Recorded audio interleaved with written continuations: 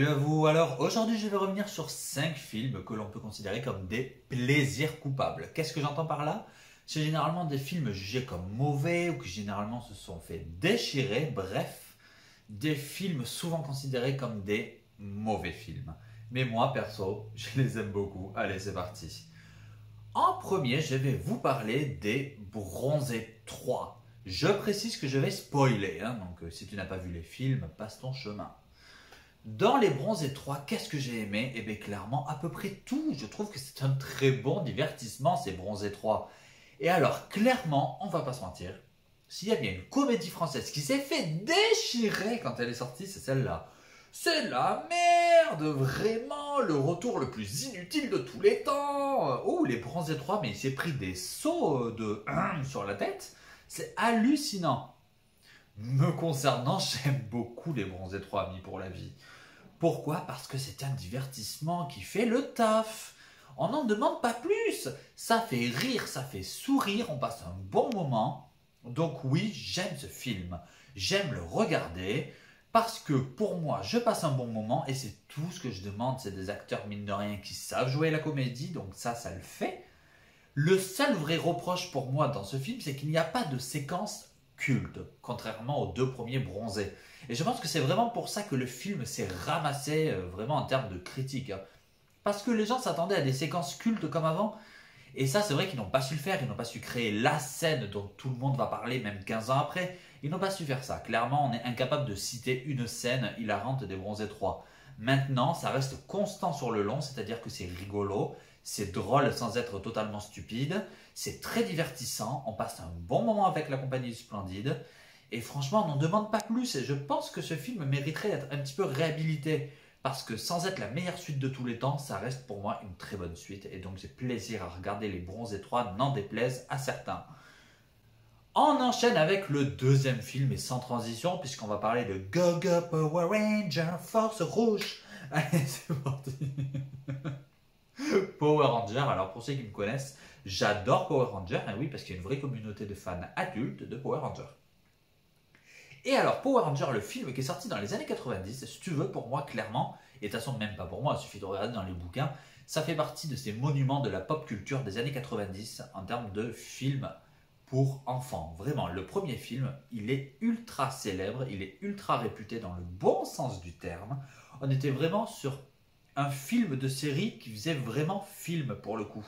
Parce que le problème, c'est que quand on fait un film issu d'une série, généralement, on peut tomber dans le défaut de faire un long épisode, ce qui était le cas par exemple de Sex and the City 2. Sex and the City 2 est un très long épisode, alors que Sex and the City 1, le film, était juste génial, on était sur un vrai film. Mais bref, là je sors du sujet. Donc Power Ranger, le premier film sorti dans les années 90, il est culte, il y a tout qui fonctionne. Il y a un vrai budget effets spéciaux pour l'époque, mine de rien. Le méchant Ivan Ooze, on est vraiment sur un méchant digne d'un film Power Ranger et non pas d'un épisode.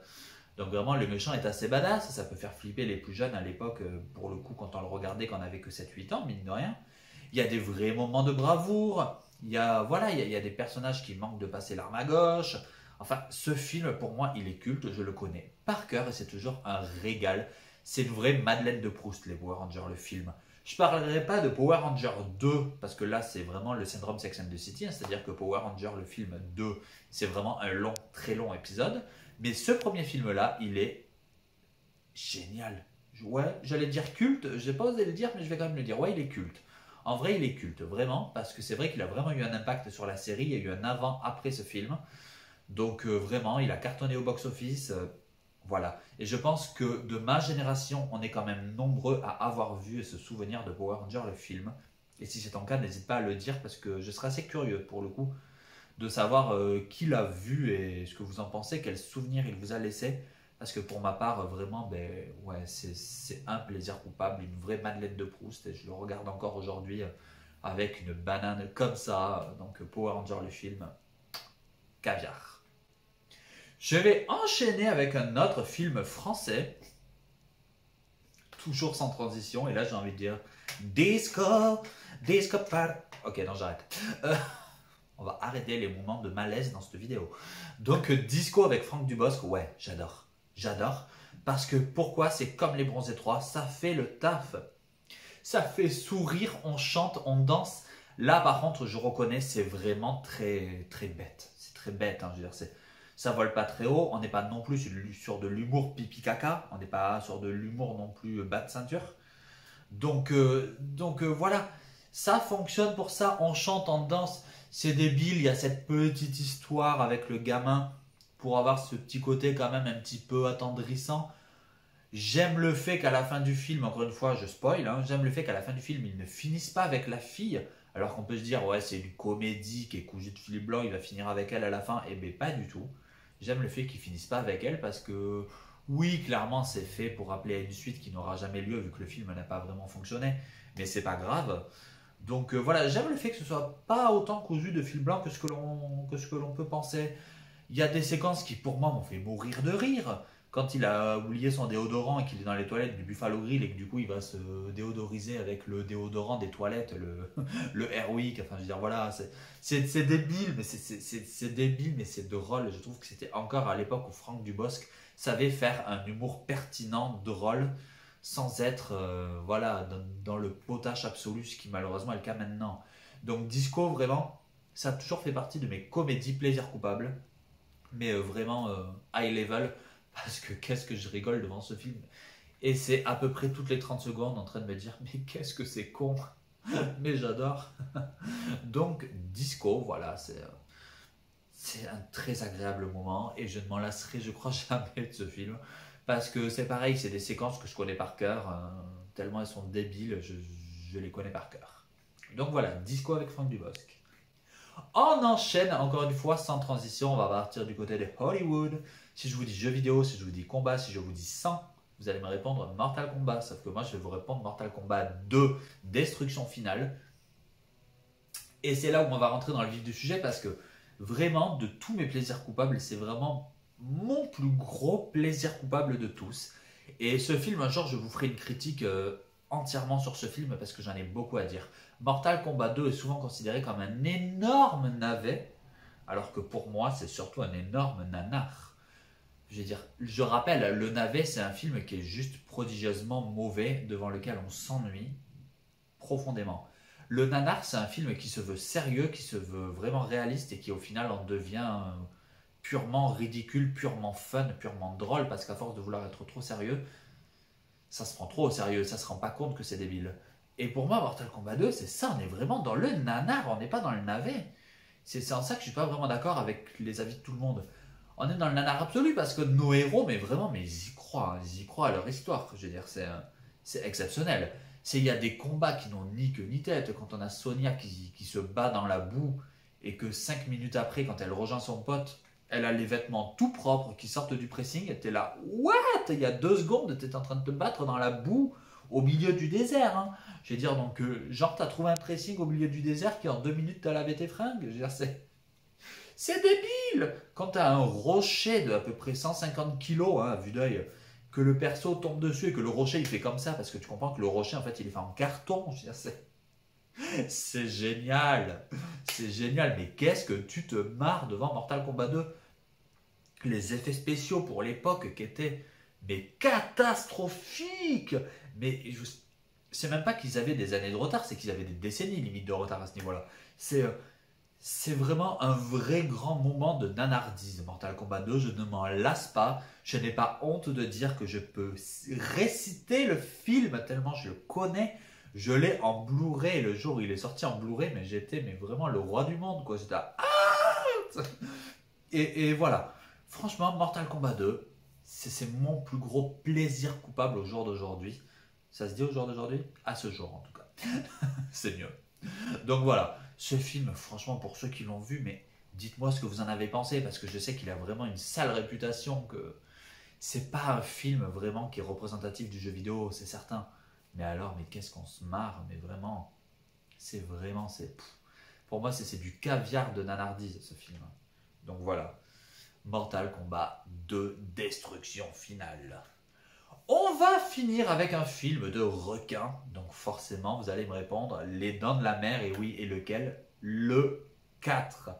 Souvent, pour les gens, le vrai plaisir coupable de cette saga, c'est l'épisode 3, qui là aussi, alors, je ne suis pas en accord, avec les gens parce que souvent, en tout cas avec la majorité, souvent la majorité dit que Les Dents de la Mer 3 est un bon gros nanar alors que Les Dents de la Mer 4 est un bon gros navet.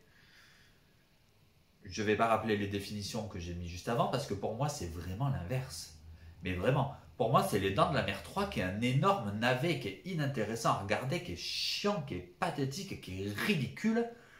Alors que le 4, mais c'est un nanar mais absolu, avec cette histoire auquel les personnages mais croient à 2000%.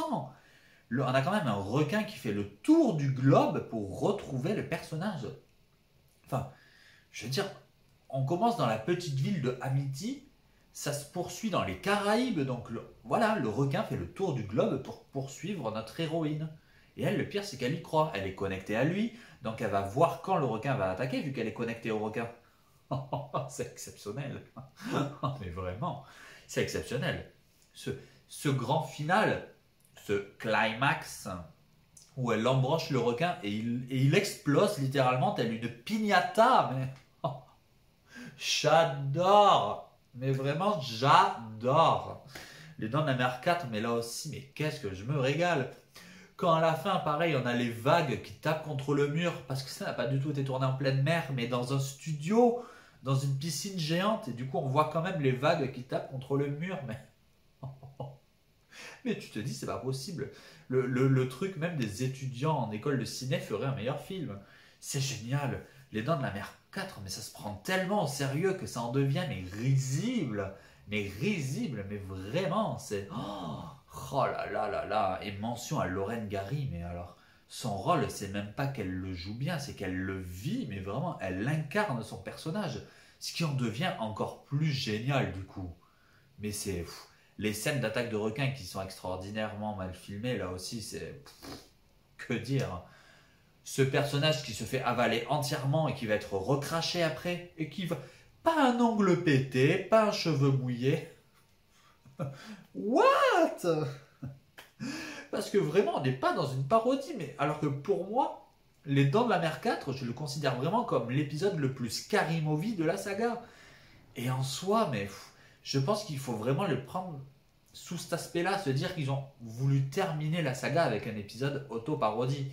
Parce que c'est vraiment l'impression que j'ai en regardant ce film, et c'est en ça que je me régale. Là aussi, je le connais plus ou moins par cœur, celui-là. Parce que c'est un régal absolu. Donc voilà, on termine avec Les Dents de la Mer 4. Oui, sous-titré La Revanche. Les Dents de la Mer 4, La Revanche. Avec cette magnifique cette magnifique phrase d'accroche, pardon. This time it's personal. Traduction pour les Français qui ne parlent pas anglais. Cette fois-ci, c'est personnel. Voilà. Donc c'était 5 gros plaisirs coupables. Est-ce que tu les as vus? Si oui, qu'est-ce que tu en penses? Est-ce que c'est des plaisirs coupables aussi? Est-ce que pour toi c'est juste des très mauvais films?